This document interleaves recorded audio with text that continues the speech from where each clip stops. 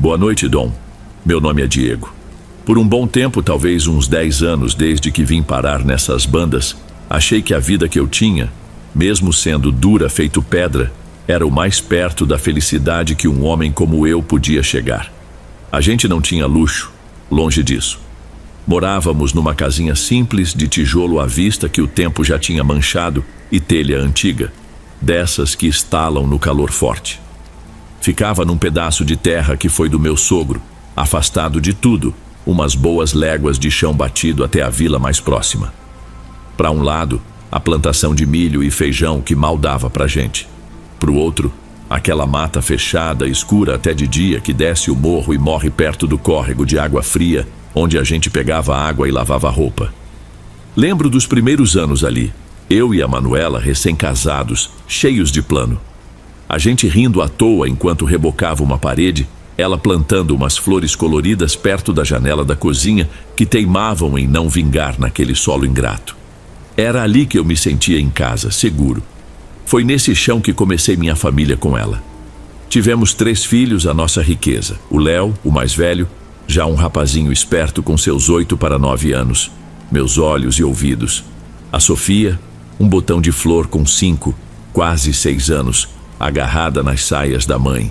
E o Pedrinho, o caçula bochechudo e risonho que tinha acabado de fazer 1 ano quando as coisas começaram a ficar estranhas, a desandar de um jeito que arrepia só de lembrar. Até aquele ponto, se a vida tinha seus apertos, eu não tinha do que me queixar de verdade. A rotina era pesada, sim. Acordar antes do galo cantar, lidar com a pequena roça que teimava em dar pouco, ajeitar cerca, cuidar das poucas galinhas. Às vezes eu pegava uns bicos de carpintaria ou ajudava na colheita dos vizinhos mais distantes para entrar um dinheirinho extra. Era trabalho de sol a sol, que deixava o corpo moído e as mãos grossas. Mas tinha a recompensa. O cheiro do café da Manuela passando no coador de pano de manhã cedo. O barulho das crianças brincando no terreiro de terra batida no fim da tarde. A sensação de deitar na cama, cansado, mas com a consciência limpa. Claro, tinha briga de vez em quando, dia que a gente estava mais estourado, criança fazendo manha, conta apertada. Mas nada que fugisse do normal, nada que uma boa noite de sono e o sorriso da Manuela no dia seguinte não curassem. A Manuela era o esteio, a alma daquela casa. Tinha uma força que vinha de dentro, uma teimosia boa de fazer as coisas acontecerem. Antes de eu pensar em levantar, ela já estava de pé, varrendo a casa com uma vassoura de mato, ajeitando o fogo a lenha, cuidando das crianças com uma paciência que eu mesmo não tinha. Tinha uma horta pequena nos fundos, que era o xodó dela. Conversava com os pés de couve, com os tomates como se fossem gente, enquanto regava com a água do poço. Eu brincava com ela, mas no fundo admirava aquele cuidado. Nunca ouvi ela reclamar do cansaço, e olha que a lida dela era tão ou mais pesada que a minha. Eu até insistia para ela sentar um pouco, descansar as pernas na cadeira de balanço velha que ficava na varanda, mas ela só ria e dizia que descanso era para depois. Ela também tinha a fé dela, quieta, mas muito firme. Era católica de reza diária. Ensinou os meninos a rezar a Ave Maria antes de dormir. Benzia a comida na mesa. Pedia proteção aos santos cujas imagens gastas ficavam numa pequena prateleira no nosso quarto. Mas quando ficava brava, Deus me livre. O semblante fechava na hora. Uma ferramenta minha esquecida fora do lugar. Uma palavra mais torta de um dos meninos, e ela ficava séria. O silêncio dela pesava mais que grito. Mas eu sabia que era o jeito dela de cuidar do que era nosso, daquele mundinho que a gente tinha construído com tanto suor e esperança.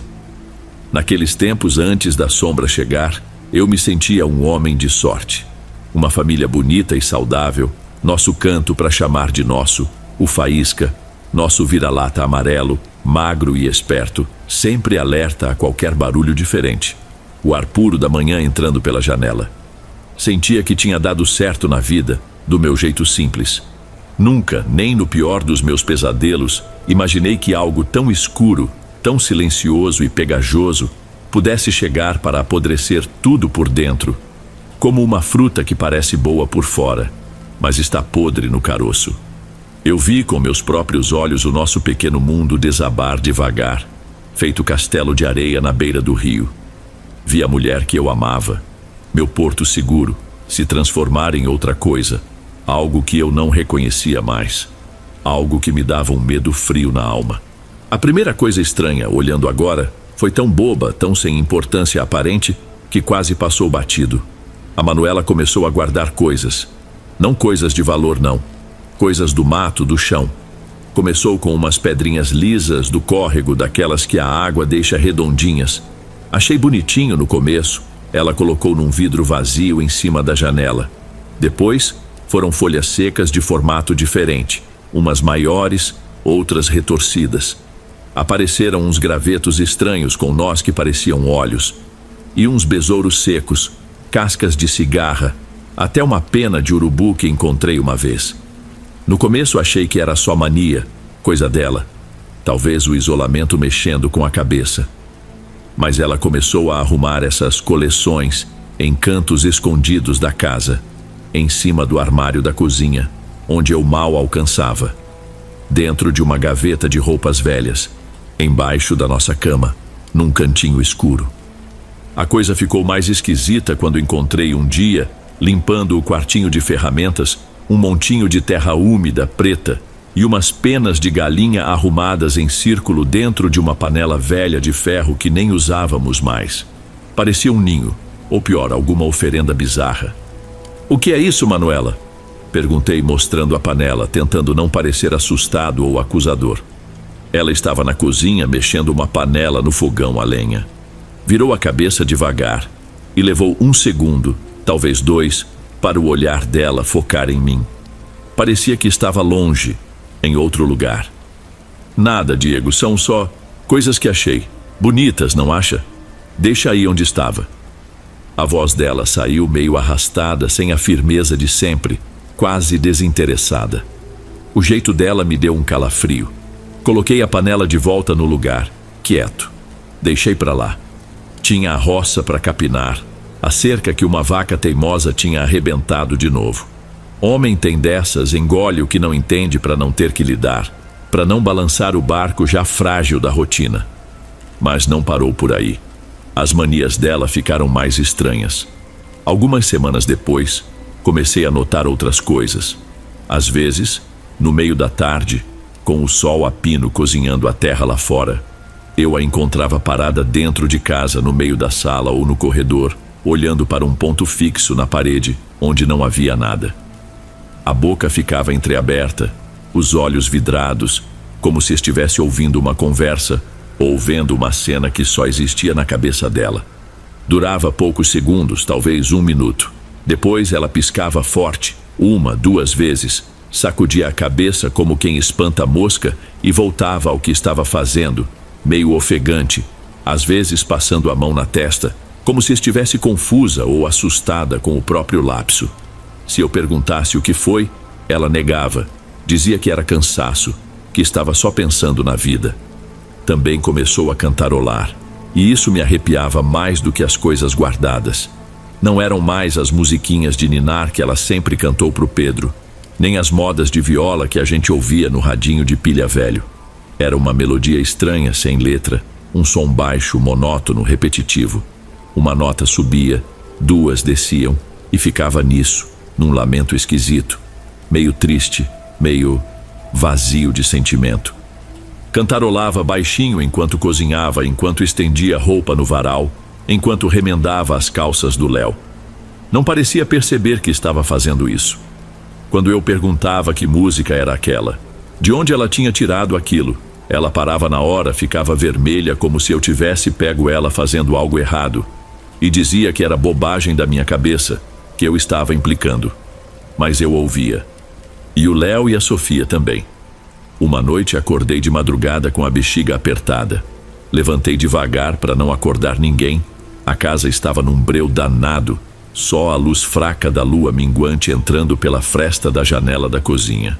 Fui até lá fora, no matinho perto de casa. Quando voltei, entrando na ponta dos pés, vi um vulto parado na sala escura. O coração deu um pulo. Era ela, de pé, bem no meio da sala, de costas para mim, imóvel como uma estátua. Achei que estivesse passando mal, talvez sonâmbula. Manuela, tá tudo bem? Chamei baixo. Ela não respondeu. O silêncio da casa pareceu ficar mais pesado. Fiquei parado na porta, sentindo um frio subir pela espinha. Dei mais um passo cauteloso para dentro da sala. Foi aí que percebi.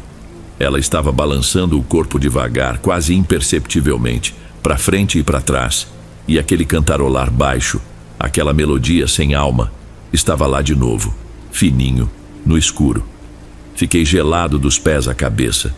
Chamei de novo, um pouco mais alto, a voz falhando. Manuela, sou eu, o Diego. Ela parou de balançar de repente. Virou a cabeça devagar por cima do ombro, o movimento meio duro, não natural. No escuro, não consegui ver bem o rosto dela, só a silhueta contra a pouca luz da janela. Mas senti um arrepio na espinha que não era de frio, era medo puro.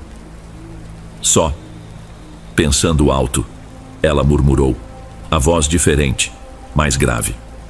E sem dizer mais nada, voltou para o quarto, andando meio dura, sem olhar para mim de novo. Naquela noite o sono fugiu de mim. Fiquei deitado, tenso, ouvindo a respiração dela ao meu lado, que parecia normal. Esperava a qualquer momento ela começar a cantarolar de novo, ou levantar. Mas ela ficou quieta, imóvel. Foi aí que senti pela primeira vez, com clareza, um cheiro estranho no quarto. Um cheiro que não pertencia ali. Não era suor, nem cheiro de poeira ou de roupa guardada. Era um cheiro forte, penetrante, de terra molhada depois de uma chuva forte, de mato úmido, de folha podre. Mas estava dentro do quarto. Parecia vir dela. Cheguei mais perto, fingindo me ajeitar na cama, e o cheiro era mais forte perto do cabelo dela, no pescoço. Era um cheiro que dava enjoo. No dia seguinte, pela manhã, o cheiro tinha sumido completamente.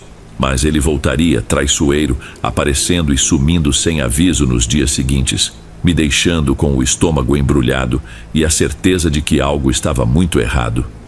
O Léo, meu filho mais velho, sempre foi um menino apegado a mim, gostava de ir junto para a roça, aprender as coisas. Mas também era muito grudado na mãe, vivia atrás dela pedindo colo ou ajuda. De uns tempos para cá, essa dinâmica mudou. Ele começou a me seguir para todo lado mesmo, não só por curiosidade. Se eu ia para o galpão consertar uma ferramenta, ele ia atrás. Se eu ia buscar lenha, ele pedia para ir junto, mesmo reclamando do peso. Parecia que ele não queria mais ficar perto da casa, principalmente se a Manuela estivesse sozinha com ele e os irmãos. Que foi, filho? Virou minha sombra agora? Não quer ajudar sua mãe hoje com a horta? Perguntei um dia, enquanto afiava o facão na pedra, tentando fazer graça. Ele baixou os olhos, ficou chutando uma pedrinha no chão com a ponta da botina velha. Demorou a responder. A mãe tá estranha, pai. Ele disse baixinho, quase um sussurro, olhando para os lados como se tivesse medo que ela ouvisse. Às vezes ela fica parada, olhando para a gente, mas parece que não vê a gente de verdade. O olho dela fica parado e fica cantando aquela música esquisita que não sai da minha cabeça. Dá medo. Ontem ela brigou com a Sofia só porque a Sofia derrubou um pouco de água no chão. Gritou com ela, pai. A mãe nunca grita assim. Aquilo me deu um nó na garganta. Meu menino tão pequeno já percebendo e sentindo medo da própria mãe. Saber que meu filho estava sentindo o mesmo que eu, aquele receio crescendo, me deixou ainda mais preocupado. Comecei a prestar mais atenção em tudo. A casa, antes barulhenta com as brincadeiras, parecia mais silenciosa. Mas não era um silêncio de paz. Era um silêncio tenso, pesado, como antes de uma tempestade forte. A Sofia, que era uma tagarela de marca maior, andava mais quieta, muitas vezes sentada num canto, abraçada numa boneca velha de pano, com o olhar assustado, pulando com qualquer barulho. O Pedrinho, que antes era só risada, chorava mais do que o normal, um choro sentido, um lamento que cortava o coração, difícil de acalmar, principalmente quando escurecia. Parecia sentir a coisa no ar. Uma tarde eu estava voltando da vila, tinha conseguido um dinheirinho extra por umas tábuas que preparei para o dono da venda. Vinha assobiando baixo, cansado mas contente, pensando em comprar um saco de balas sortidas para as crianças na próxima ida. Quando estava chegando perto de casa, Ainda na descida da trilha, ouvi um grito. Não um grito alto de dor, mas um grito abafado, de pânico contido, seguido de um barulho de coisa caindo. Corri o resto do caminho, o coração na boca. Entrei em casa afobado, esperando o pior. A Manuela estava na cozinha, de costas para mim, debruçada sobre a pia como se fosse vomitar.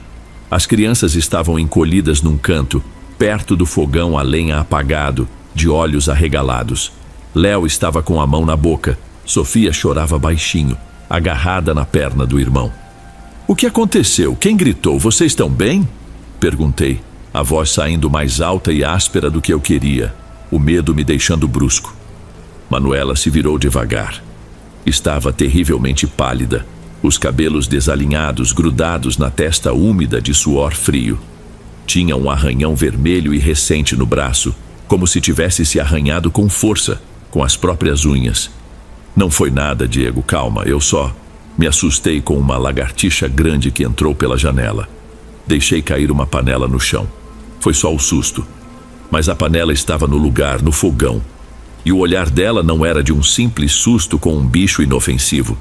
Era de pavor puro, um medo que vinha de dentro. Mais tarde, naquele dia, quando Manuela foi dar banho no Pedrinho nos fundos de casa, Léo me puxou pela camisa, o rosto pálido e sério. "Pai, não foi lagartixa nenhuma." Ele sussurrou, olhando nervoso para a porta. A mãe estava olhando para o espelhinho quebrado que fica pendurado lá fora, na janela do quarto. Ela ficou olhando um tempão. Aí ela começou a chorar baixinho, depois deu aquele grito e se arranhou no braço. Ela disse que tinha outra pessoa no espelho olhando para ela. Uma mulher feia, com os olhos ruins. Meu sangue gelou. Aquele pedacinho de espelho velho, trincado, que a gente usava para fazer a barba e ficava pendurado num prego do lado de fora da janela. Outra pessoa. Olhos ruins. Tentei conversar com a Manuela naquela noite depois que as crianças finalmente pegaram no sono, exaustas pelo medo silencioso. Ela estava sentada na beirada da nossa cama, abraçando os próprios joelhos, olhando para o chão de cimento queimado que parecia sugar a pouca luz do candeeiro. "Manuela, meu bem, o que está acontecendo de verdade?" Sentei ao lado dela, tentando pegar na mão dela, mas ela encolheu. "O Léo me contou do espelho hoje cedo. Você não está bem, eu tô vendo. Não quer ir no posto de saúde lá na vila na segunda-feira? A gente acorda cedo, leva as crianças, dá um jeito." Ela levantou a cabeça devagar. Os olhos pareciam ter afundado no rosto, rodeados por olheiras escuras e profundas que eu não tinha notado com tanta clareza antes. A pele estava esticada sobre os ossos da face. "Não adianta, Diego." A voz dela era um fio, fraca, resignada. "Não é coisa de médico, de remédio. Tem algo aqui. Comigo.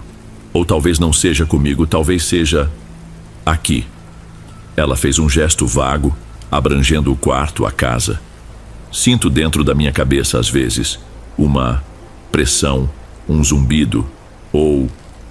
Ela hesitou, engolindo em seco, e olhou de relance para a janela escura onde a mata começava. Sinto lá fora, vigiando, esperando. "Esperando o quê, Manuela? O que você está sentindo? Fala para mim, pelo amor de Deus." "Eu não sei explicar direito." Ela quase gritou, mas a voz falhou. Virou um soluço contido. "Sinto frio o tempo todo, mesmo nesse calor. E esse cheiro de terra, parece que vem de mim, não sai nem com banho. Às vezes, quando tô sozinha, quieta, sinto alguém respirando perto de mim, no meu cangote. Ouço meu nome ser chamado bem baixinho, mas não tem ninguém. Vejo vultos no canto do olho, coisas se mexendo onde não tem nada para se mexer. Hoje, no espelho, não era eu, Diego. Era parecido, mas não era. Os olhos eram só escuridão, e aquela boca sorria para mim de um jeito. Ela não conseguiu terminar. Começou a chorar, um choro baixo, desesperado, sem força. Eu a abracei forte, e dessa vez ela não recuou. Agarrou minha camisa como se estivesse se afogando. O corpo dela estava tenso, rígido e tremia levemente. Estava fria, apesar do ar abafado da noite. E aquele cheiro de terra úmida, de podridão vegetal, estava lá de novo, fraco, mas inegável. emanando dela. Senti um medo profundo, primordial, uma sensação de que estávamos afundando em algo escuro e pegajoso, uma lama invisível que nos puxava para baixo, e eu não tinha a menor ideia de como nos tirar dali. Ir à vila era mais fácil falar do que fazer. Eram uns bons 5 quilômetros de caminhada por uma trilha de terra esburacada, que virava um lamaçal se chovesse. Com 3 crianças pequenas, uma delas de colo que pesava cada dia mais, levava quase 2 horas para ir, mais 2 para voltar. Isso se não parasse muito. Não tínhamos carro nem uma bicicleta velha. A única condução era a carroça de um vizinho que passava por ali uma vez por semana para ir à feira. Mas nem sempre dava para contar com isso. E o posto de saúde era uma salinha caindo aos pedaços com meia dúzia de remédios básicos. O médico, um rapaz novo que parecia mais assustado que os pacientes, só aparecia 2 vezes por semana, e a gente nunca sabia o dia certo ou a hora. Chegar lá e dar com a cara na porta era comum. E mesmo que o encontrasse, o que eu ia dizer? Minha mulher vê coisas no espelho, sente cheiro de terra, coleciona besouros mortos e canta músicas estranhas? Iam me achar louco? Ou pensar que eu estava inventando história? Talvez até chamar a polícia achando que eu maltratava ela. O medo do julgamento, da vergonha, me paralisava tanto quanto o medo do desconhecido. Os dias que se seguiram foram ficando mais pesados, mais cinzentos, mesmo quando fazia sol. A Manuela definhava a olhos vistos. Emagreceu tanto que a roupa começou a sobrar no corpo. A pele ficou pálida, quase transparente sobre os ossos, com veias azuladas aparecendo nos braços e no pescoço. Mal comia. O pouco que colocava na boca cuspia disfarçadamente ou dizia que tinha gosto ruim, gosto de barro, de metal. Passava a maior parte do tempo sentada numa cadeira na cozinha, olhando para o nada, ou deitada na cama, virada para a parede. Os momentos de lucidez, aqueles lampejos da minha Manuela de antes, foram ficando cada vez mais raros e curtos. Nesses momentos fugazes, ela me olhava com um desespero mudo nos olhos fundos, um pedido de socorro que vinha de um lugar muito fundo e escuro, onde ela parecia estar presa e se afogando. As noites se tornaram um inferno silencioso. As crianças, sentindo a tensão e o medo que pairavam na casa como uma neblina fria, passaram a se recusar terminantemente a dormir no quarto delas, no fundo do corredor. Toda noite era a mesma coisa. Traziam os colchões finos e os cobertores puídos para a sala. Dormiam todos amontoados no chão frio, o mais perto possível da porta do nosso quarto, como um bando de pintinhos assustados buscando proteção. Diziam que ouviam barulhos no forro, arranhões ou passinhos rápidos, como se um bicho estranho andasse lá em cima. Léo jurava de pé junto que via uma sombra alta e magra, um homem torto, se esgueirando pelo corredor escuro quando ele levantava de madrugada para ir fazer xixi lá fora. Sofia começou a ter pesadelos horríveis, acordava chorando, falando de mãos feias, que queriam pegar ela no escuro. O Faísca, nosso cachorro que antes era valente e dormia tranquilo no terreiro, agora passava as noites latindo sem parar, um latido nervoso, ou rosnando baixo para a janela do quarto das crianças, ou para um canto específico da varanda, onde não havia nada. Arranhava a porta da cozinha com insistência, querendo entrar de qualquer jeito. Tive que prender ele com uma corda mais longe de casa, perto do galinheiro, com medo que ele, no desespero, acabasse atacando alguém ou se machucasse. Eu também comecei a ver e ouvir coisas com mais frequência. Já não dava mais para disfarçar, dizer que era cansaço ou imaginação. Não eram visões claras como as que a Manuela descrevia, mas vultos rápidos passando no canto do olho, principalmente dentro de casa. A sensação incômoda e constante de não estar sozinho, mesmo quando estava trabalhando no galpão ou capinando a roça. Portas rangendo devagar, sem corrente de ar. O trinco da janela do quarto batendo de leve como se alguém tentasse abrir por fora. Uma madrugada, acordei com um barulho repetido, insistente. Um toque-toque-toque, que parecia vir de dentro da parede do nosso quarto, justamente a parede que dava para a mata mais fechada. Parecia unha arranhando madeira ou pedra batendo em tijolo. Levantei devagar, o suor frio escorrendo pelas costas. Encostei o ouvido na parede fria. O som parou na hora. Esperei 1 minuto, 2. Nada. Voltei para a cama, o coração parecendo um tambor na boca do estômago. Mal tinha me ajeitado, 10 minutos depois, talvez menos, o som recomeçou, mais ritmado, mais insistente. Toque, toque, toque. Fiquei paralisado de medo, de olhos arregalados na escuridão, abraçado a Manuela, que dormia um sono pesado e estranho, quase um desmaio, alheia a tudo. Não tive coragem de levantar de novo. Fiquei ali, ouvindo e tremendo, até o dia clarear. Para piorar tudo, a comida começou a estragar de um jeito absurdo dentro de casa. O leite fresco que eu buscava na vizinha azedava na leiteira em questão de horas, mesmo no tempo mais frio. O pão criava um mofo esverdeado e peludo de um dia para o outro. As frutas que a gente colhia apodreciam na fruteira numa velocidade assustadora. Até a água da moringa de barro, que sempre foi nossa salvação no calor, parecia ficar com um gosto estranho, meio lodoso, metálico. A casa inteira parecia estar doente, contaminada, definhando junto com a Manuela, como se uma praga invisível tivesse se instalado nas paredes, no chão, no ar que a gente respirava. Pensei seriamente em ir buscar ajuda, sair de madrugada, caminhar as horas necessárias até a casa dos meus pais, ou dos pais da Manuela, que moravam ainda mais longe, serra acima, em lugares tão isolados quanto o nosso. Pedir socorro, trazer meu pai, meu sogro, alguém para ficar conosco, para me ajudar a decidir o que fazer. Mas como? Como deixar a Manuela naquele estado, imprevisível, e as 3 crianças sozinhas com ela? E se ela tivesse um surto? Se machucasse a si mesma ou aos pequenos? O medo do que poderia acontecer na minha ausência era paralisante. E levar todos comigo? Era quase impossível. Manuela mal tinha forças para andar até o terreiro, estava fraca, apática. Pedrinho estava cada vez mais quieto, um bebê que quase não ria mais, parecia sentir a tristeza e o medo do ambiente. E eu tinha medo.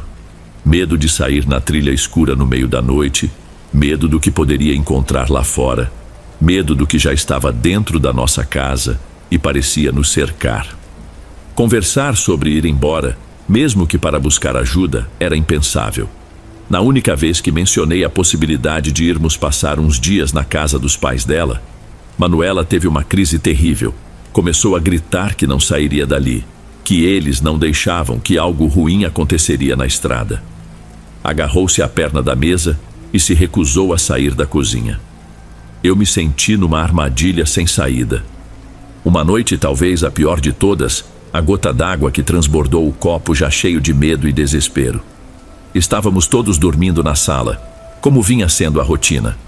As crianças nos colchões finos perto da porta, eu e Manuela num colchão um pouco maior, mais para o canto. O cansaço me venceu de um jeito que não vencia há dias. Apaguei. Fui acordado num sobressalto por um silêncio errado. Aquele silêncio pesado, denso, que parece gritar mais alto que qualquer barulho. Abri os olhos. A escuridão era quase total. O candeeiro devia ter apagado. O coração disparou no peito. Tateei ao redor. As crianças estavam ali, encolhidas, dormindo um sono inquieto, resmungando baixo. Olhei para o lado onde Manuela deveria estar. Vazio. O lugar dela no colchão estava frio. Sentei rápido, o pânico subindo pela garganta. Olhei em volta na penumbra. A porta da frente, que eu tinha certeza de ter trancado, estava entreaberta, uma fresta de escuridão convidando para o lá fora. Meu sangue virou gelo. Peguei meu facão que sempre deixava encostado na parede ao lado da porta. Virara meu companheiro constante dentro da própria casa. Respirei fundo e saí devagar, na ponta dos pés. A noite estava fria, sem lua, o céu nublado escondendo as estrelas. O silêncio lá fora era quase total, quebrado apenas pelo som insistente dos grilos e pelo latido distante, mas nervoso e desesperado do faísca lá onde eu o tinha prendido perto do galinheiro. Andei pelo terreiro varrido, olhando em volta, cada sombra parecendo um monstro agachado. Chamei baixo, a voz embargada pelo medo. "Manuela, cadê você, mulher? Manuela!" Nenhuma resposta. só o eco da minha própria voz voltando fraco. Fui andando devagar, instintivamente, em direção à entrada da mata, que começava a uns 20, 30 metros da casa. A escuridão ali era mais densa, as árvores altas formando uma parede negra. O medo era tanto que minhas pernas tremiam, ameaçando ceder. Foi então que a vi, parada bem na boca da trilha estreita que sumia na escuridão da mata. Estava de costas para mim, vestindo só a camisola fina e branca que esvoaçava um pouco na brisa fria da noite. Os pés descalços na terra úmida. Completamente imóvel, como se estivesse hipnotizada, olhando fixamente para a escuridão impenetrável entre as árvores. "Manuela!" Chamei um pouco mais alto, tentando desesperadamente manter a voz firme, não demonstrar o pavor que me dominava. Ela não se mexeu. Parecia nem ter ouvido. Aproximei-me devagar, o facão firme na mão direita, a esquerda esticada como se fosse tocar num bicho peçonhento. O cheiro de terra molhada estava forte ali, vindo dela e da mata à frente. Quando cheguei a uns 2 passos dela, senti o frio que emanava do corpo dela, ou talvez do lugar. Ela virou a cabeça lentamente por cima do ombro, o movimento do pescoço parecendo desarticulado, como o de uma boneca de pano. O rosto estava banhado por uma palidez fantasmagórica sob a luz quase inexistente. Os olhos estavam abertos, arregalados, fixos em algo na mata que eu não conseguia ver. Algo que parecia fasciná-la e aterrorizá-la ao mesmo tempo. E ela sorriu. Meu Deus, aquele sorriso. Nunca vou esquecer. Não era o sorriso doce e cansado da minha Manuela. Era um sorriso largo, repuxado nos cantos da boca, antinatural. Um sorriso vazio de qualquer emoção humana, de qualquer reconhecimento. Um sorriso que não chegava aos olhos vidrados e escuros. Um sorriso que parecia um rasgo no rosto pálido dela. "Eles estão esperando, Diego", ela sussurrou, e a voz não era dela. Era rouca, arrastada, quase um grunhido. "Estão chamando, lá dentro da mata. Tá na hora." Senti o chão fugir dos meus pés, o ar faltar nos pulmões. Agarrei o braço dela com força. Estava gelado como pedra, e rijo. "Vamos para dentro, Manuela. Agora, pelo amor de Deus, vamos embora daqui." Tentei puxá-la de volta para a casa, para a luz fraca da soleira. Mas ela resistiu com uma força absurda, uma força que não pertencia àquele corpo magro e enfraquecido. Continuava sorrindo, aquele sorriso horrível, os olhos fixos na escuridão da mata, o corpo tensionado na direção oposta. "Me solta, Diego, tenho que ir. Eles querem, eles prometem." Não deixei ela terminar. Agarrei-a pela cintura com o outro braço e puxei com toda a minha força, quase a arrastando pelo terreiro. Ela começou a se debater violentamente, a tentar me arranhar com as unhas, a morder. Gritava coisas sem sentido, palavras soltas, desconexas, nomes que eu não conhecia, misturadas com aquele cantarolar medonho, que agora parecia mais alto, mais debochado. Consegui, aos trancos e barrancos, empurrá-la para dentro de casa e fechar a porta, girando a tranca com as mãos trêmulas. As crianças tinham acordado com a gritaria e o barulho da luta. Estavam chorando alto agora, agarradas umas às outras no canto da sala, os rostinhos contorcidos de pavor. Manuela se jogou no chão de terra batida, debatendo-se como um animal ferido, rindo e chorando ao mesmo tempo, a saliva escorrendo pelo canto da boca, os olhos revirados mostrando só o branco. Naquele instante, olhando para a mulher que eu amava naquele estado deplorável, irreconhecível, olhando para os meus filhos encolhidos, traumatizados, sentindo o frio daquela presença que parecia ter vindo da mata e entrado conosco, olhando para a escuridão lá fora que parecia pulsar e querer engolir nossa casinha frágil, eu soube que tinha acabado. A nossa vida simples, a nossa parca felicidade, a nossa sanidade, tudo tinha sido engolido por aquilo, fosse o que fosse, uma doença da alma, uma maldição da terra, um demônio vindo da mata. Não importava o nome, tinha vencido. Não sei dizer direito o que aconteceu depois daquela noite, como as coisas terminaram de verdade. Minha memória falha, tropeça, se protege da dor completa. As lembranças são fragmentos escuros, desconexos.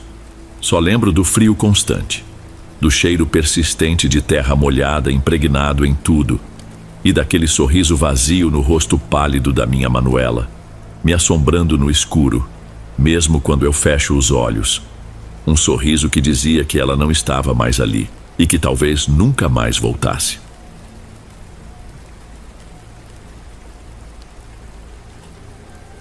Antes de irmos para o próximo relato, se você é novo por aqui, não se esqueça de se inscrever no canal e ativar o sininho para receber as próximas histórias.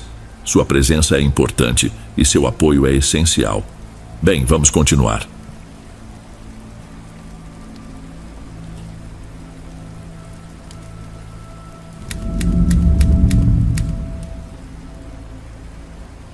Boa noite, Dom. Meu nome é Mateus. A vida, pra gente que nasceu e cresceu com pouco, nunca foi estrada asfaltada. Sempre foi picada no meio do mato, desviando de pedra, tropeçando em raiz. Desde moleque aprendi a me virar.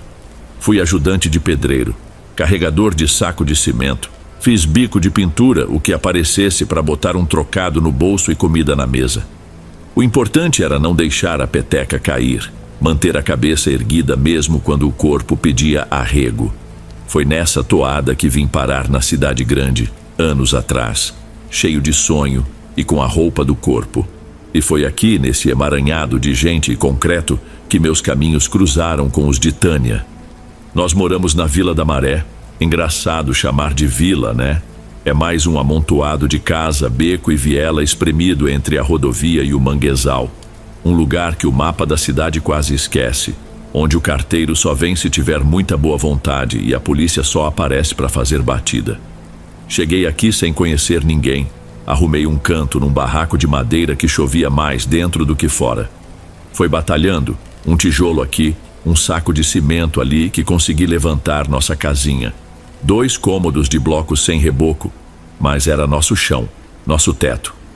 Tânia apareceu na minha vida como quem não quer nada. Chegou para morar com uma tia na rua de baixo. Era quieta, de olhar fundo. Parecia que via através da gente.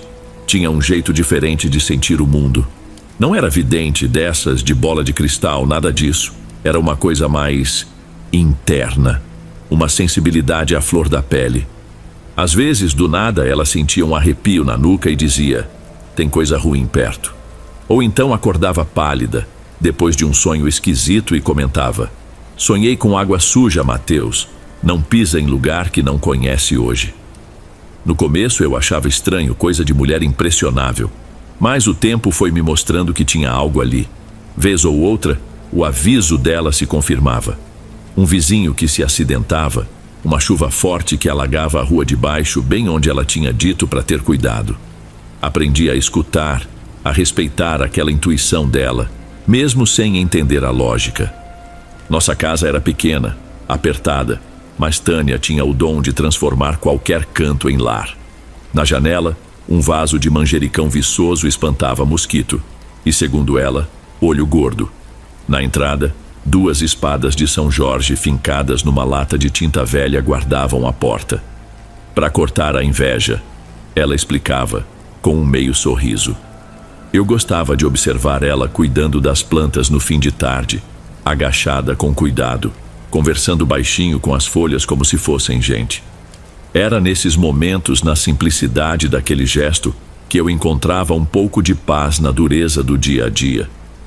Quando ela me contou da gravidez, o mundo pareceu parar por um instante. Nosso primeiro filho. Lembro como se fosse hoje. Ela chegou do posto de saúde com um papelzinho na mão, os olhos brilhando de um jeito diferente. Não precisou dizer nada. Eu senti ali, parado no meio da nossa sala minúscula, uma força me levantando do chão. Não era só alegria, era esperança. Uma esperança teimosa que brotava mesmo ali, naquele chão batido da Vila da Maré. Tânia chorou, um choro miúdo, de felicidade e medo misturados. Eu abracei ela forte, ficamos ali um tempão em silêncio, só sentindo o coração um do outro bater mais rápido, sonhando com um quartinho, um berço, um futuro que parecia, pela primeira vez, um pouco mais claro. Pouco tempo depois, a notícia correu à vizinhança.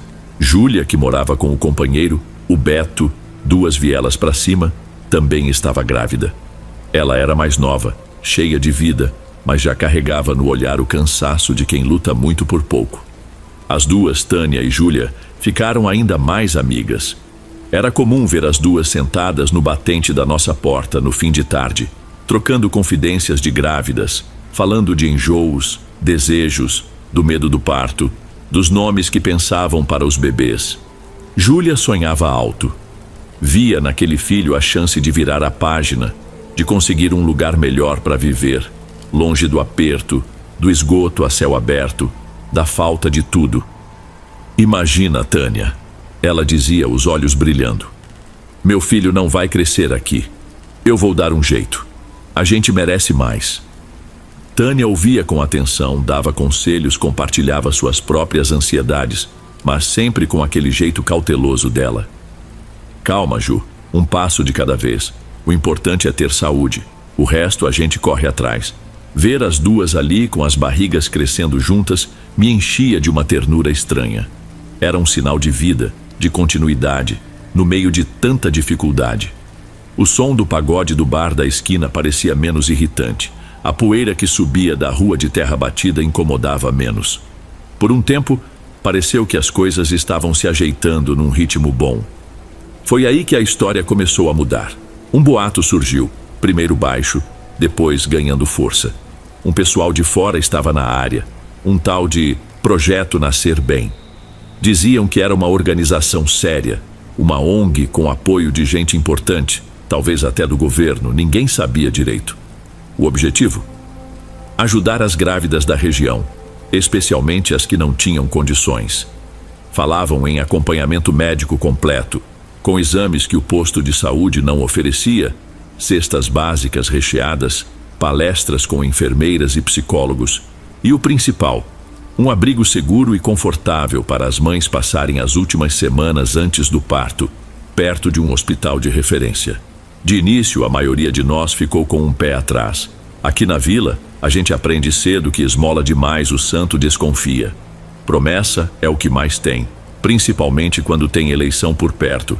Mas aquele ano nem era de eleição. Só que o pessoal do projeto era diferente. Eles não chegavam gritando em carro de som. Andavam a pé pelas vielas, bem vestidos, calça social, camisa limpinha, carregando pastas e pranchetas. Eram geralmente 2 rapazes com cara de quem conhecia a área, talvez até moradores de bairros próximos, e às vezes uma mulher mais velha de aparência séria. Abordavam as mulheres com educação, falavam baixo, mostravam papéis com aparência de oficiais. Aos poucos a desconfiança foi dando lugar à esperança. Vizinhos comentavam: fulana foi lá ver, disse que o lugar é bom mesmo. Cicrana ganhou uma cesta básica que deu para quase o mês todo. A conversa era que, finalmente, alguém estava olhando por elas, oferecendo uma estrutura que a gente só via na televisão. Júlia, claro, foi uma das primeiras a se entusiasmar. É a nossa chance, Tânia, ela dizia, quase sem fôlego de tanta animação. Falei com uma das moças do projeto, ela foi um amor. Disse que o lugar é lindo, tem até quarto individual para quem está mais perto de ganhar. E os médicos são ótimos, temos que ir. Tânia ouvia a expressão pensativa. Eu, que estava na cozinha tentando consertar uma torneira que pingava sem parar, senti um calafrio. Aquela história toda, aquele cuidado todo, de graça. Alguma coisa não se encaixava. Não demorou uma semana e eles bateram na nossa porta. Reconheci a batida. Não era a de vizinho pedindo açúcar. Eram 3. 2 rapazes que eu já tinha visto de relance na rua, sorriso fácil no rosto, e a tal mulher mais velha que tinham comentado. Usava óculos de aro fino, cabelo grisalho preso num coque impecável, roupa social bege. Tinha um ar de autoridade, de quem estava ali para avaliar, não para conversar. Um dos rapazes, o mais falante, começou o discurso que já devia saber de cor. Falou do projeto, da importância do pré-natal, dos riscos de um parto sem assistência adequada. Descreveu o centro de apoio como um oásis. Camas limpas, refeições balanceadas, acompanhamento 24 horas. Mostrou fotos num tablet. Parecia bom demais para ser real. Tânia ficou parada na soleira da porta, a mão pousada de leve sobre a barriga. Escutou tudo em silêncio. Eu me aproximei, fiquei ao lado dela, tentando decifrar a expressão da mulher de óculos. Era um olhar frio, distante, que passava por nós como se fôssemos invisíveis, números numa planilha. "É muita gentileza de vocês", Tânia disse, a voz soando mais firme do que eu esperava. "Mas nós estamos sendo acompanhados no posto.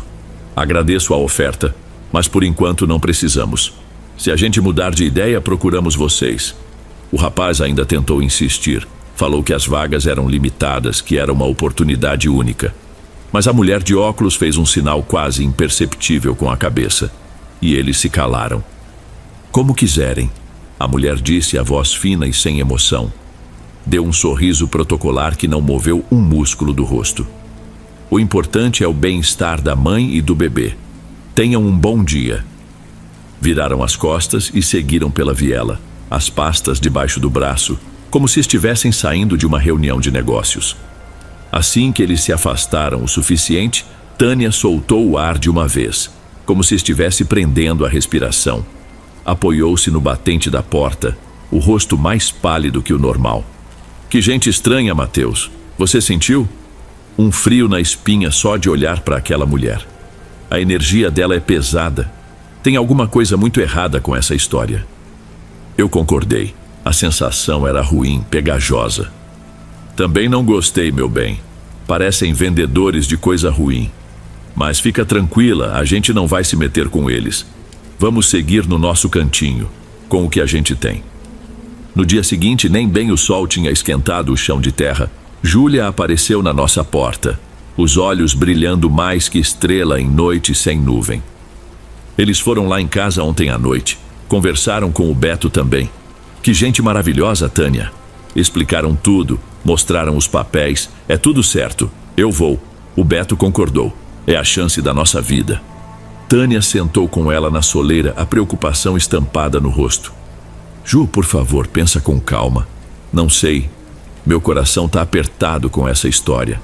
Essa gente apareceu do nada, prometendo mundos e fundos. Para que tanto interesse assim na gente logo aqui na vila? Não faz sentido." "Ah, Tânia, para com isso." Júlia respondeu um pouco impaciente, mas ainda carinhosa. "Você e essa sua mania de desconfiar de tudo é porque a gente nunca teve nada. Aí quando aparece uma coisa boa, a gente acha que é mentira. Mas dessa vez é verdade. Eu sinto.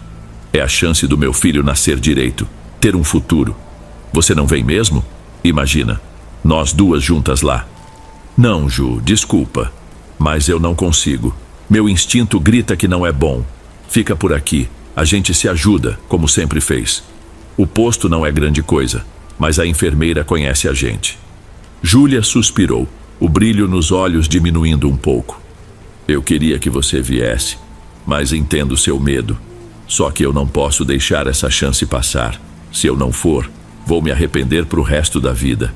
Ficou decidido assim. Júlia começou a frequentar o tal centro de apoio do projeto Nascer Bem. No começo, vinha quase todo dia contar as novidades. Falava das palestras, dos exercícios para gestantes, da comida que, segundo ela, era de primeira. Mostrava orgulhosa um pacote de fraldas que tinha ganhado, um sabonete cheiroso. Mas com o passar das semanas, as visitas foram rareando. Quando aparecia, parecia mais apressada, meio aérea. Contava as mesmas coisas, mas o entusiasmo parecia ensaiado. Notei umas olheiras fundas que a maquiagem barata não conseguia esconder, e ela parecia ter emagrecido, apesar de jurar que estava comendo melhor do que nunca. Tânia percebia tudo isso e ficava mais angustiada. Os sonhos dela se tornaram mais frequentes e mais sombrios. "Sonhei com ela de novo, Mateus", me contou numa madrugada, a voz embargada. Ela estava num quarto muito branco, muito limpo, mas as janelas tinham grades. E ela olhava para mim com um olhar perdido, pedindo ajuda sem falar nada. Tinha mais gente lá, outras grávidas, todas com o mesmo olhar vazio. Eu a abraçava, tentava dizer palavras de consolo, mas a verdade é que a preocupação dela estava virando a minha também. Aquela história toda tinha um cheiro forte de coisa errada. Um domingo à tarde, Tânia começou a sentir umas dores fortes na barriga. Uma cólica que ia e voltava, cada vez mais intensa. Ela ficou pálida, começou a suar frio. Entrei em pânico. O posto estava fechado. Hospital público era longe, sem carro era quase impossível chegar rápido. A primeira coisa que me veio à cabeça foi o tal projeto. Eles não tinham dito que tinham assistência 24 horas? Calma, meu bem, vou te levar lá no centro do projeto. Eles vão te ajudar. Eu disse, já me preparando para sair. Não! Tânia quase gritou, agarrando meu braço com uma força que eu não sabia que ela tinha.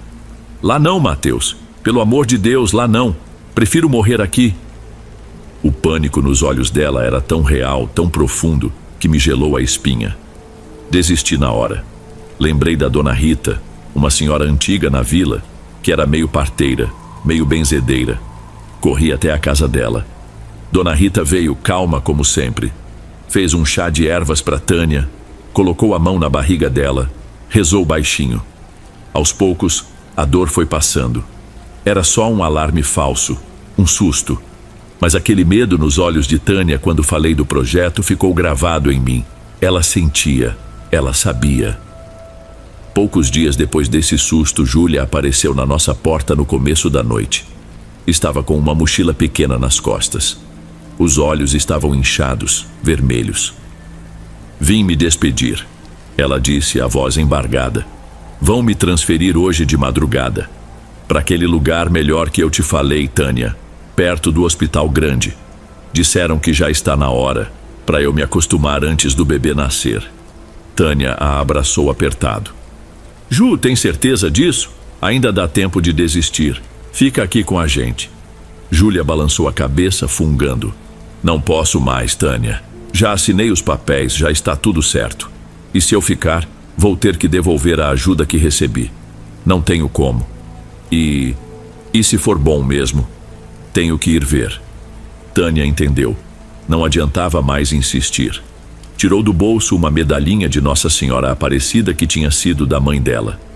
Leva contigo então, para te proteger no caminho, que ela te ilumine e te guarde. E me promete que vai dar notícias assim que puder. Prometo, Tânia, prometo. Júlia pegou a medalhinha, apertou na mão. Vou sentir tanta saudade. Queria tanto que você estivesse errada sobre eles. Eu também queria, Ju, eu também. Os olhos de Tânia marejaram. Vai com Deus. Que seu anjinho venha com saúde. Elas se abraçaram de novo, um abraço demorado, carregado de uma tristeza pressentida. Júlia se afastou, limpando as lágrimas, e sumiu na escuridão da viela sem olhar para trás. Tânia ficou ali, parada, olhando a escuridão, e eu soube pelo jeito que os ombros dela caíram, que ela sentia que aquela era a última vez. A última vez que veríamos Júlia. As semanas que se seguiram foram um tormento silencioso. A cada barulho de carro na rua, a cada telefone que tocava no bar da esquina, nosso coração disparava. Mas as notícias de Júlia não vinham. Beto, o companheiro dela, começou a ficar desesperado. Ligava para os números que o projeto tinha deixado. Ninguém atendia. Um número dava como inexistente. Foi até o centro de apoio onde Júlia ficava antes. Estava de portas fechadas, cadeado no portão. Um vizinho comentou que viu um caminhão de mudança encostar ali de madrugada, uns dias atrás, e levar tudo embora às pressas. A angústia de Tânia se tornou quase palpável. Ela mal dormia. Quando conseguia pegar no sono, acordava sobressaltada, chorando. Os sonhos eram cada vez mais nítidos, mais aterrorizantes. Mateus, eu vi ela de novo. Ela sussurrava na escuridão do nosso quarto. Ela estava no mangue. A maré estava subindo, a água barrenta cobrindo ela. Ela não se mexia. Estava tão fria. E o bebê, Mateus, o bebê não estava mais lá. Eu senti o vazio. Eu tentava acalmá-la, mas o medo começou a me corroer por dentro também. Aquilo não era só preocupação de amiga. Era um aviso macabro. Beto, inconformado, decidiu ir à polícia. Fomos com ele, eu e a mãe da Júlia, uma senhora já curvada pela vida, os olhos fundos de tanto chorar. Na delegacia, o cenário foi desolador. Esperamos quase 2 horas para sermos atendidos. O policial que nos ouviu mal levantou os olhos do formulário que preenchia. Contamos tudo, desde o início. O projeto, as promessas, a transferência misteriosa, o sumiço do centro de apoio, os telefones mudos. O policial bocejou. Projeto Nascer Bem, nunca ouvi falar. Tem CNPJ, endereço fixo, nome completo dos responsáveis. Mostramos os panfletos amassados, os únicos documentos que tínhamos. Ele olhou com desdém. Isso aqui não prova nada, pode ser golpe, acontece todo dia. Essa moça aí, ele apontou para a foto da Júlia que a mãe dela segurava com as mãos trêmulas. Não tinha família em outro lugar? Briga com o companheiro? Dívida? Às vezes elas somem por conta própria, sabe como é? Não, Beto protestou, a voz embargada de raiva e dor. Eles levaram ela, enganaram a gente, ela estava grávida. Olha aqui, meu amigo. O policial aumentou o tom, a paciência claramente no fim. A gente vai registrar a ocorrência de desaparecimento. Mas vou ser sincero, a chance de achar é mínima. A cidade é grande, o mundo é maior ainda. Tem muita vala por aí. Voltem para casa e esperem. Se aparecer alguma coisa, a gente entra em contato. Mas não criem muita esperança. Saímos da delegacia arrasados. A indiferença doía mais que um tapa na cara. Éramos invisíveis. A vida de Júlia, o filho que ela esperava, não valiam o esforço de uma investigação séria. Éramos só estatística. Gente da Vila da Maré, descartáveis. Naquela noite, o grito de Tânia rasgou o silêncio da madrugada. Corri para o quarto. Ela estava sentada na cama, o corpo sacudindo, os olhos vidrados no escuro. Eu vi, Mateus. Eu vi onde eles deixaram ela. Ela soluçava, agarrando meu braço com força. No mangue, naquela parte mais funda, perto das raízes grandes, enterrada na lama, só a cabeça de fora, os olhos abertos, sem vida. E a barriga, meu Deus, a barriga estava aberta, vazia. Tiraram o filho dela, Mateus, tiraram. O horror na voz dela, a imagem que ela descrevia, aquilo me quebrou. Não havia mais dúvida. A intuição de Tânia, os sonhos, os avisos, tudo se encaixava de forma macabra. Abracei ela, tentando protegê-la do horror que ela tinha visto, mas sabendo que era inútil. Aquele horror agora morava dentro de nós. Pouco tempo depois, em meio àquela névoa de tristeza e medo, nossa filha nasceu. Um parto difícil, sofrido, como se a pequena também sentisse o peso do mundo que a esperava. Mas ela veio forte, chorando alto, agarrando a vida com as mãozinhas minúsculas. Uma luz teimosa, insistente, no meio de tanta escuridão. Chamamos ela de Vitória, um nome que soava quase como um desafio. Os anos se passaram. Hoje Vitória já está com quase 10 anos. É uma menina alegre, esperta, que enche nossa casa de barulho e risada. Ela pergunta às vezes da tia Júlia, de quem só conhece as fotos amareladas que guardamos numa caixa de sapato. A gente inventa uma história qualquer, diz que ela foi morar muito longe, num lugar sem telefone. Dói mentir, mas como explicar a verdade terrível para uma criança? De Júlia, nunca mais tivemos notícia. Nenhuma pista, nenhum corpo encontrado. O projeto Nascer Bem evaporou. A polícia arquivou o caso como tantos outros, sem solução. Beto não aguentou a dor e a ausência. Vendeu o barraco por qualquer trocado e sumiu da vila. Dizem que foi pro interior tentar esquecer. A mãe da Júlia foi definhando, até que Deus a levou, uns 2 anos atrás. Morreu de tristeza, dizem. Eu acredito.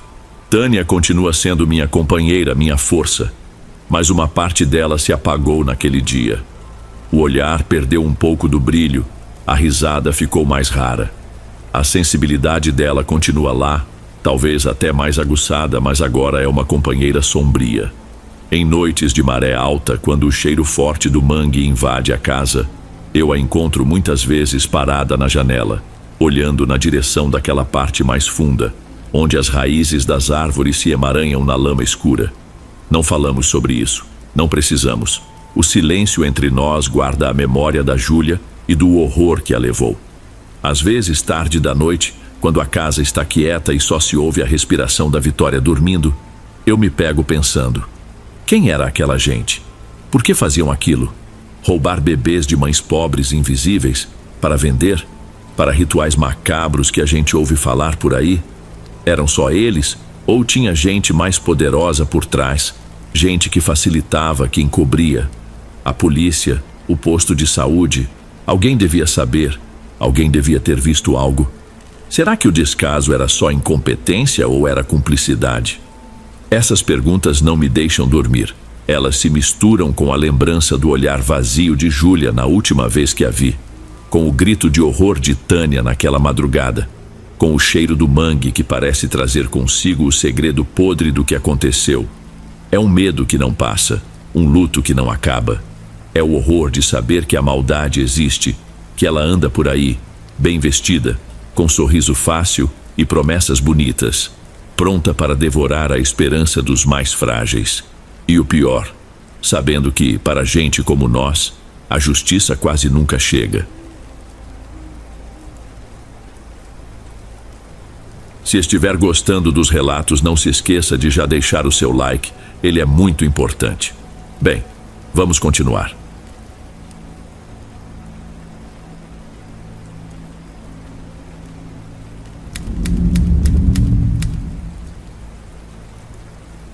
Boa noite, Dom. Me chamo Laércio.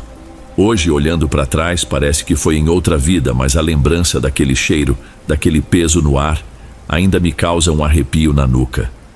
Faz 6 anos que a vida deu uma guinada brusca.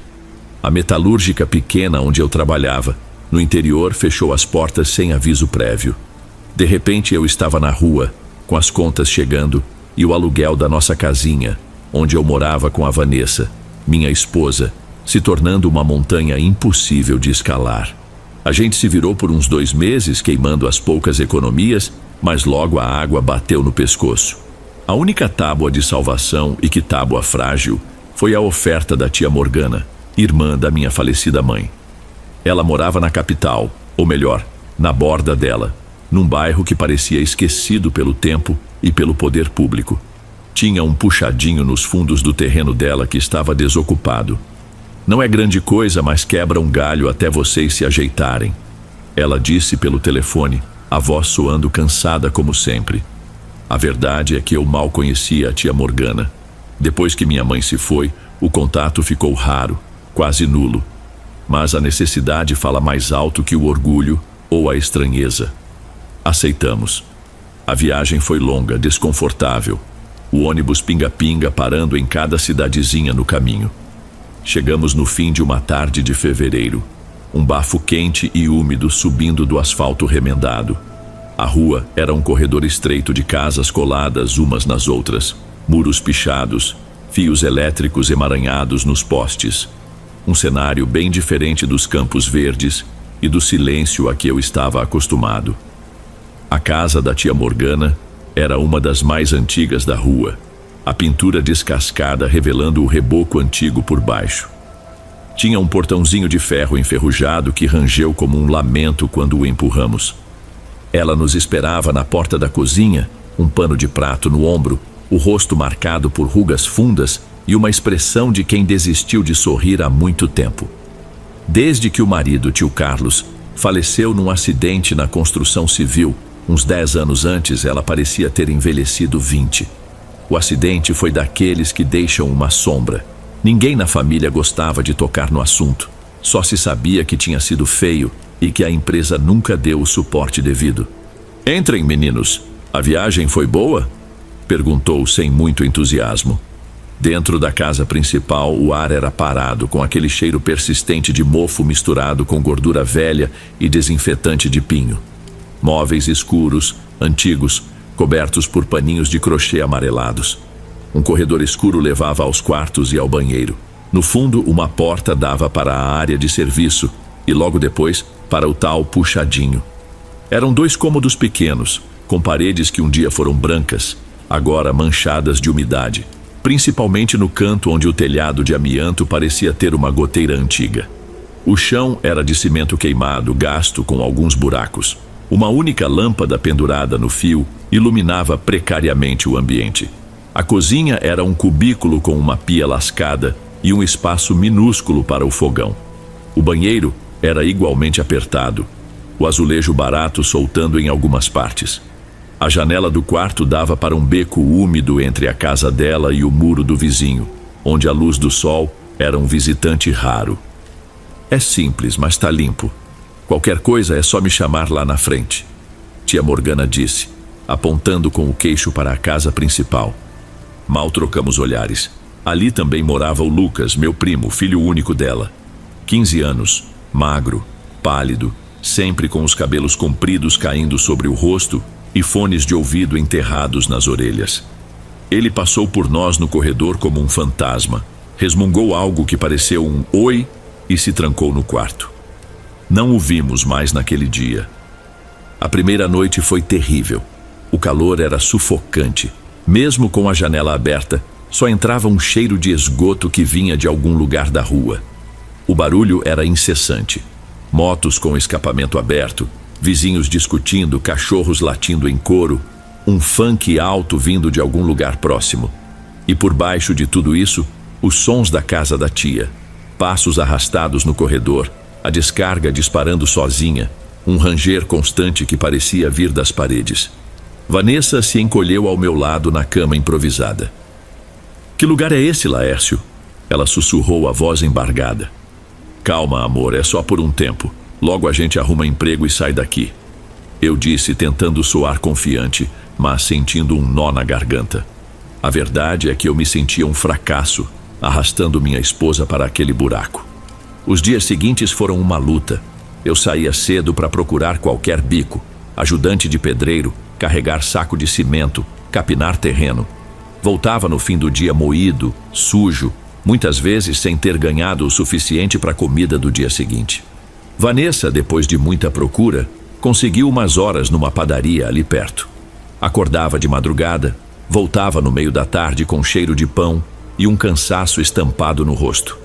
Tentávamos deixar o puxadinho com a nossa cara. Limpávamos tudo, colocamos um tapete velho que trouxemos, umas fotos na parede. Mas era como tentar perfumar um túmulo. O cheiro de mofo e umidade voltava sempre mais forte depois das chuvas. Comecei a notar coisas estranhas. Ferramentas que eu deixava num canto apareciam em outro.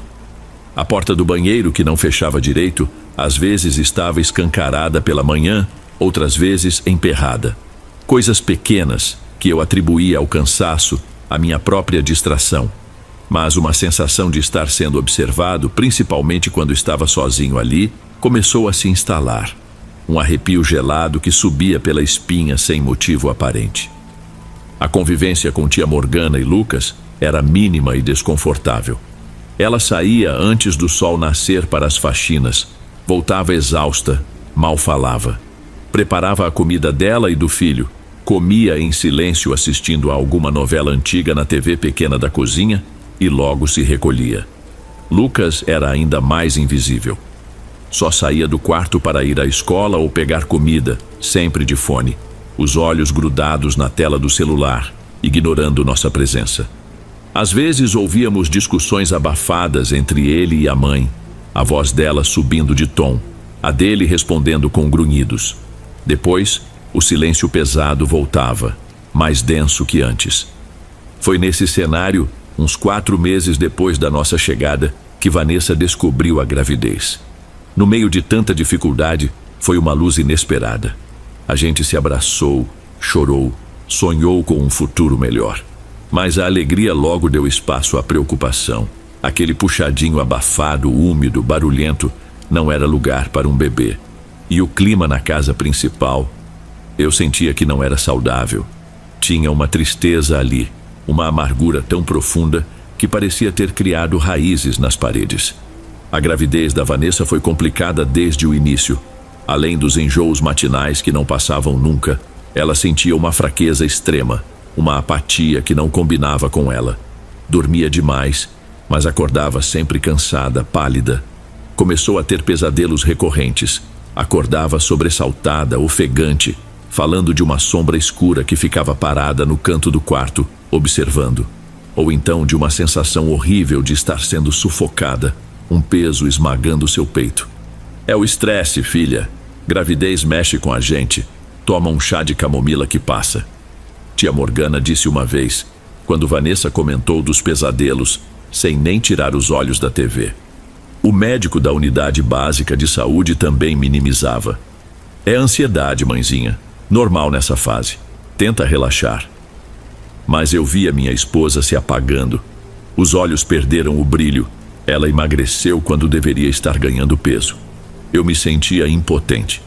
Tentava animá-la, cuidava dela como podia, mas eu mesmo não andava bem. Aquele peso nos ombros que eu sentia desde que chegamos tinha se tornado uma dor constante. Acordava com o corpo moído, como se tivesse levado uma surra durante a noite. Minha paciência estava curta, qualquer barulho me irritava profundamente. E a sensação de presença, de não estar sozinho mesmo quando estava, era quase permanente no puxadinho. Às vezes, do nada, o ar ficava gelado num ponto específico do quarto. E aquele cheiro não era só mofo, tinha um fundo adocicado, enjoativo, como fruta podre esquecida num canto. Você não tá sentindo esse cheiro, Laércio? Parece que vem da parede. Vanessa perguntou de novo, uma noite, farejando o ar com uma careta. Deve ser algum bicho morto no forro, amor, ou encanamento velho. Amanhã eu tento ver. Mas eu nunca achava nada. O cheiro ia e vinha sem explicação. As brigas entre tia Morgana e Lucas ficaram mais frequentes, mais altas. Ouvíamos portas batendo com força, objetos sendo jogados no chão na casa principal. Uma noite, a gritaria foi tanta que saí para ver o que estava acontecendo. Encontrei tia Morgana chorando na cozinha, a mão cobrindo a boca, e Lucas parado na porta do quarto dele, o rosto vermelho de raiva. "O que foi, tia? Tá tudo bem?" Perguntei hesitante. "Não se mete, Laércio, isso é coisa nossa." Lucas rosnou, antes de bater a porta do quarto com uma violência que fez a parede tremer. Tia Morgana só balançou a cabeça, enxugando as lágrimas com as costas da mão. "Volta pra lá, meu filho. Não é nada, coisa de adolescente." Mas os olhos dela diziam outra coisa. Diziam desespero, diziam um cansaço infinito. Nossa filha, Bruna, decidiu vir ao mundo com 7 meses. Foi uma correria, um parto complicado. Vanessa ficou muito fraca, e a Bruna, tão pequena e frágil, precisou ir direto para a incubadora.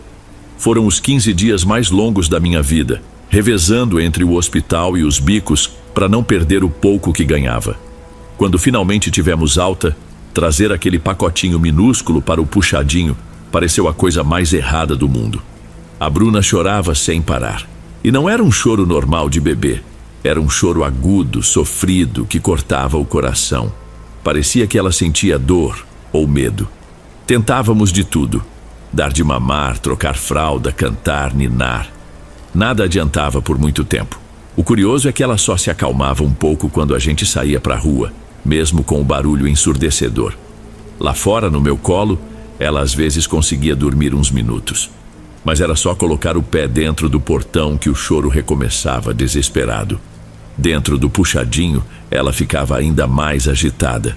Muitas vezes, seus olhinhos ficavam arregalados, fixos num ponto vazio do teto ou num canto escuro do quarto, como se estivesse vendo algo que nós não víamos.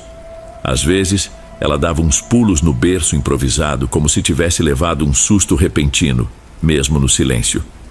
Vanessa estava no limite. A recuperação do parto estava lenta, ela mal tinha forças, e o choro incessante da Bruna a deixava ainda mais nervosa e exausta. Eu me sentia esgotado física e mentalmente. As dores no corpo pioraram, as dores de cabeça eram diárias. A sensação de opressão dentro daqueles 2 cômodos era quase física, como se o ar fosse mais denso ali. A noite do móbile foi o ponto de virada. Eu tinha conseguido fazer a Bruna dormir depois de quase 2 horas de choro. Estava caindo de sono na cadeira ao lado do berço, quando ouvi um estalo seco, seguido de um tilintar suave. Abri os olhos e vi o móbile de plástico barato, com uns bichinhos coloridos, girando lentamente sobre o berço. A Bruna estava de olhos abertos, imóveis, olhando para o móbile. Não havia corrente de ar, a janela estava fechada, a porta também. O móbile parou de girar, mas um dos bichinhos continuou balançando por um tempo como se alguém tivesse acabado de tocar nele. Senti um frio percorrer minha espinha. A Bruna soltou um gemido baixo, um som de puro medo. Peguei-a no colo no mesmo instante. O corpinho dela estava rígido, gelado, apesar do calor abafado. Ela enterrou o rosto no meu peito e começou a tremer. Vanessa acordou, assustada com meu movimento brusco. O que aconteceu? Ela tá bem? Tá sim.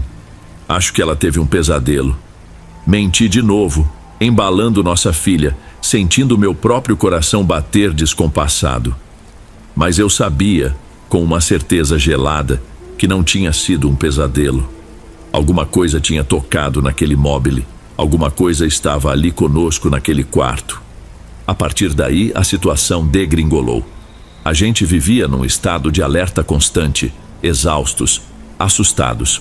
Começamos a discutir por qualquer coisa, a falta de sono e o medo minando nossa relação. Tentamos levar a Bruna em outro pediatra, que também disse ser cólica, talvez refluxo. Receitou remédios que não fizeram efeito algum. Eu estava desesperado. Foi numa dessas tardes cinzentas, enquanto eu tentava acalmar a Bruna, que chorava histericamente no meu colo do lado de fora do portão, que Dona Carmen se aproximou. Ela era uma senhora baixinha, de cabelos brancos presos num coque, morava na casa em frente. Sempre muito observadora, já tinha nos cumprimentado algumas vezes, com um olhar que parecia ver além das aparências. Menino, essa criança não tá bem, não é? E você e sua esposa tão com uma cara de acabados. Ela disse, a voz tranquila, mas firme. Olhou para a casa da tia Morgana, depois para mim. Essa casa aí nunca foi um lugar fácil. Desde a tragédia do Carlos, parece que uma nuvem escura parou em cima dela. E lugar com energia ruim, criança pequena e mãe de resguardo sentem na hora. Eu não sabia o que dizer. Apenas balancei a cabeça, sentindo um nó na garganta. Olha, eu não sou de me meter, mas se vocês quiserem, eu posso ir lá benzer. Jogar uma água benta, umas ervas de proteção, rezar um pouco. Não custa tentar, né? Às vezes, o que médico não vê, a fé ajuda a limpar. Naquele ponto eu aceitaria ajuda até do diabo, se ele prometesse um pouco de paz. Concordei na hora. Vanessa também. Os olhos dela cheios de uma esperança frágil. Dona Carmen foi no dia seguinte, no fim da tarde. Trouxe um balde pequeno com água, um punhado de sal grosso, um crucifixo de madeira e um maço de ervas que reconheci como arruda, guiné e espada de São Jorge. Pediu licença e entrou no puxadinho. O ambiente pareceu ficar ainda mais pesado com a presença dela, como se o que quer que estivesse ali se sentisse incomodado. Ela começou a andar pelos cômodos, borrifando a água salgada com os dedos e recitando orações em voz baixa, quase um sussurro. Depois, pegou os ramos de ervas e começou a varrer as paredes, os cantos, o teto, sempre rezando. Eu observava tudo, cético, mas agarrado a qualquer possibilidade. Vanessa segurava a Bruna, que surpreendentemente estava quieta, apenas olhando para Dona Carmen com seus grandes olhos assustados. Quando Dona Carmen passou as ervas na parede que fazia divisa com a casa principal, ela parou de repente. Franziu a testa, tocou a parede com a mão. As folhas da guiné na mão dela pareceram murchar instantaneamente. Aqui tá pesado, muito pesado, murmurou. Tem coisa antiga aqui, uma dor que não foi embora, um sentimento ruim que ficou grudado. Isso aqui tá contaminado. Precisa de muita reza, muita luz. Ela intensificou as orações naquele ponto. Passou o crucifixo na parede várias vezes. Terminou a benzedura, nos deu um galho de arruda e um de guiné para colocarmos atrás da porta de entrada. Mantenham a fé, meus filhos, e rezem muito pela proteção dessa anjinha. E por vocês também. Evitem briga aqui dentro. Pensamento ruim só alimenta o que não presta. Ela nos olhou com compaixão, recusou o dinheiro que tentamos oferecer e foi embora, deixando para trás um cheiro forte de ervas e uma sensação ambígua no ar. Naquela noite e nas 2 ou 3 seguintes houve uma melhora notável. A Bruna chorou bem menos, Conseguiu dormir por períodos mais longos. Vanessa pareceu respirar um pouco melhor, até comeu com mais vontade. Eu senti o peso nos meus ombros diminuir um pouco. O cheiro ruim sumiu. Tivemos uma falsa sensação de alívio, de que talvez tivesse funcionado. Mas a paz durou pouco. Gradualmente a sensação de opressão retornou. Mais sutil talvez, mas estava lá. A Bruna voltou a ter crises de choro inexplicáveis, principalmente ao anoitecer. Os pesadelos da Vanessa voltaram, e o clima com a tia Morgana azedou de vez. Ela mal nos dirigia a palavra, nos olhava de lado com uma expressão que misturava ressentimento e talvez medo.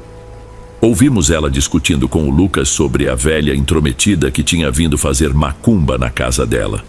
Ficou claro que a benzedura tinha, de alguma forma, perturbado ainda mais o equilíbrio precário daquele lugar. Foi o empurrão que faltava. Eu precisava tirar minha família dali, custasse o que custasse. Intensifiquei a busca por emprego. Aceitei qualquer oferta. E finalmente, umas 2 semanas depois da visita de Dona Carmen, a sorte sorriu. Consegui um emprego fixo, com carteira assinada numa oficina mecânica no centro. O salário não era uma fortuna, mas era estável. Com o primeiro adiantamento, pagamos o depósito de um quartinho modesto, mas limpo e arejado, num bairro um pouco melhor, mais longe dali. A mudança foi feita às pressas, numa manhã de sábado. Empacotamos nossas poucas tralhas em caixas de papelão e sacolas. Chamei um carreto barato. Enquanto carregávamos as coisas, tia Morgana ficou parada na porta da cozinha dela, observando em silêncio os braços cruzados, o rosto fechado numa máscara impenetrável. Não ofereceu ajuda, não perguntou para onde íamos. Quando passei por ela com a última caixa, apenas murmurei um "Obrigado por tudo, tia". Ela deu um leve aceno com a cabeça sem dizer nada. Lucas nem apareceu. Sair daquela rua, deixar aquela casa para trás, foi como emergir de um mergulho profundo em água suja. Respirei fundo o ar da manhã, que pareceu mais limpo, mais leve. No novo quartinho, pequeno, mas com sol entrando pela janela e sem cheiro de mofo, a Bruna dormiu por horas seguidas, um sono tranquilo que nunca tínhamos visto. Vanessa, sentada na cama, olhava em volta com lágrimas nos olhos, mas dessa vez eram lágrimas de alívio. Hoje 6 anos se passaram.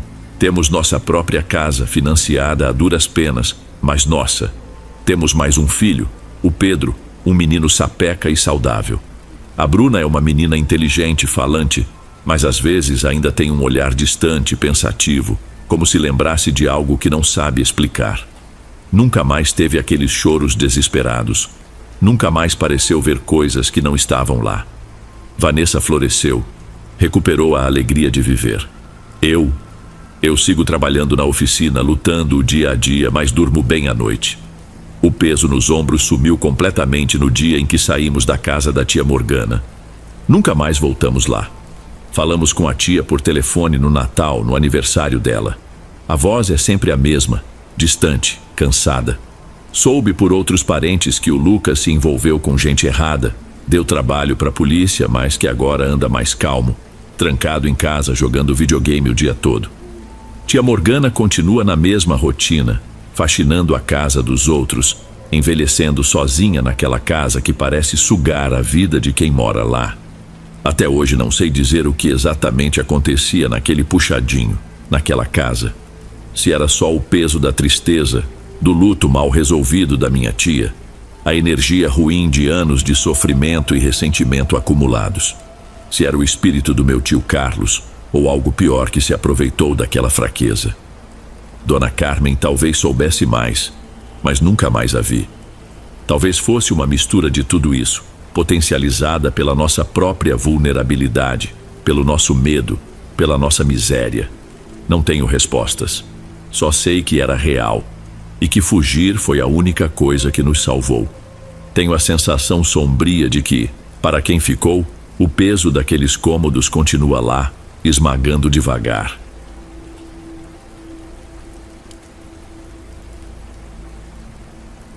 Ei pessoal, obrigado por ouvirem. Clique no sininho de notificações para ser alertado de todas as futuras narrações. Lanço vídeos novos todos os dias por aqui. Espero te ver nos próximos. Agora na tela vou deixar outros 2 bons vídeos que sei que irão gostar. Te vejo por lá.